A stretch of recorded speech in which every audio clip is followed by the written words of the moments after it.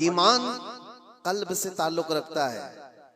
मिसाल के तौर पर अल्लाह के नबी सल्लल्लाहु तआला अलैहि वसल्लम ने इरशाद फरमाया, रात के एक छोटे से हिस्से में मैं मस्जिद हरम से मस्जिद अक्सा गया, बैतुल मुक़द्दस गया और उसके बाद फिर आसमानों का सफर किया और फिर लौट करके आया।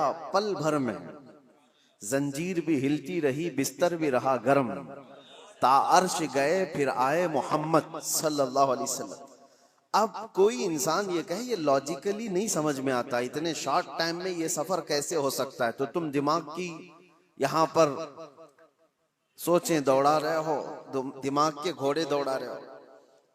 लेकिन तस्दीक किसे कहते हैं, आओ मैं आपको बताऊं। हुजूर पाक सल्लल्लाहु अलैहि वसल्लम मेराज के सफर के बाद मक्का वालों से यही वाकया बयान कर रहे थे कि कल की शब अल्लाह ताला ने मुझे मेराज का सफर अता किया, मस्जिद हरम ले गया, मस्जिद हरम से मस्जिद अक्सा, वहां पर इमाम आइम्मा अंबिया इकराम अलैहिस्सलाम की इमामत किया। उसके बाद फिर सातों आसमानों का सफर, अर्श, कुर्सी, लौह कलम, जन्नत, दोज़ख, यहाँ तक कि रब्बे जुल जलाल का दीदार, और फिर वापस आया। ये मक्का वालों को मेरे आका बयान कर रहे थे। उस वक्त जिसको जो सवाल करना था उन्होंने सवाल किया कि अगर आप बैतुल मुक़द्दस गए थे तो बताइए वहाँ के हालात कैसे हैं, बैतुल मुक़द्दस का दरवाज़ा कैसा है, खिड़कियाँ कैसी, मेहराब कैसे। नबी पाक सल्लल्लाहु अलैहि वसल्लम सबकी चीज़ें बता रहे थे। तो एक हुआ ये सवालात करके इल्म को बढ़ाना, और एक है बगैर कुछ पूछे कहना हाँ आप सही कह रहे हैं। दो चीज़ें हैं। लेकिन इस महफिल की खुसूसियत ये है कि अबू जहल उसको मौका मिल गया।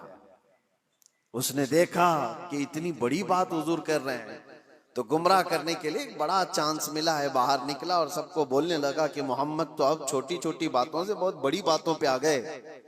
वो तो आसमानों के सफर की बात और रात के एक हिस्से में यहाँ से बैतुल मुक़द्दस के सफर की बात कर रहे हैं और वापस मक्का में बैठे हुए हैं। तो वो गुमराह करने के लिए प्रोपेगेंडे करने लगा। इत्तेफाक ऐसा कि उस महफिल में सैयदना अबू बकर सिद्दीक नहीं थे। हुजूर सल्लल्लाहु तआला अलैहि वसल्लम जब बयान कर रहे थे उस महफिल में हजरत अबू बकर सिद्दीक नहीं थी।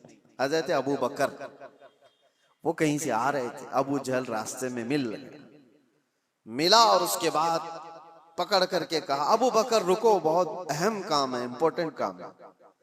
क्योंकि उसे पता है कि अबू बकर से ज्यादा करीब रसूलुल्लाह के कौन है।